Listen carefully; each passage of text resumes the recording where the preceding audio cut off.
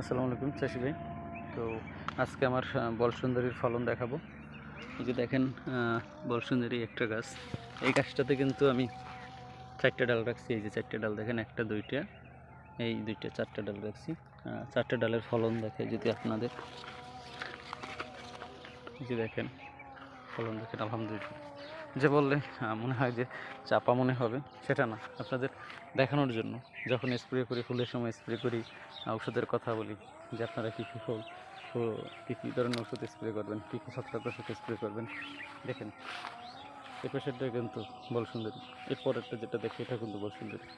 ঠিক আছে, কারো থেকে কিন্তু কেউ কম ফল দেয়নি। এই পেশে যদি দেখেন, এটা বলসুন্দরী। এটার নিচে যদি দেখে আপনাদের, এটাতে কিন্তু 4টে ডাল রাখা আছে। এবং আমি কিন্তু আরেকটা বিষয় আপনাদের তখনকালীন কিন্তু দেখাইছি, যেটা যে দেখেন আমি কিন্তু ডাল রাখছি এখান থেকে এই পর্যন্ত। তাহলে মিনিমাম 2 ফুট 3 ফুট উচ্চতার কিন্তু কোনো ডাল রাখি নাই। কেননা এই যে নিচের যে ফলগুলো আছে, এই ফলে কিন্তু কালার হয় না, এবং অযথা নিচে সার দেওয়া, পরিচর্যা করা, ছান পড়ে না ইত্যাদি, এতগুলো চিন্তা করে কিন্তু আমি গাছের নিচে কিন্তু ডাল রাখি নাই।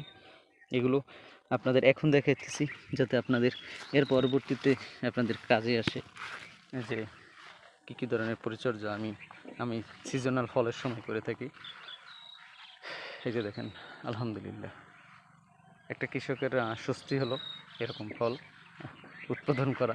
এবং আমি যে অবস্থায় আছি, আমি পরিশ্রম করছি, এবং আলহামদুলিল্লাহ আমি খুশি যে আমার কাছে ভালো ফল হয়েছে। এটা কিন্তু বলসুন্দরী থাইয়ের গাছ। সো আপনাদের দেখাবো কোনো একটা ভিডিওতে। তো আশা করি সকলে ভালো থাকবেন। আল্লাহ হাফিজ।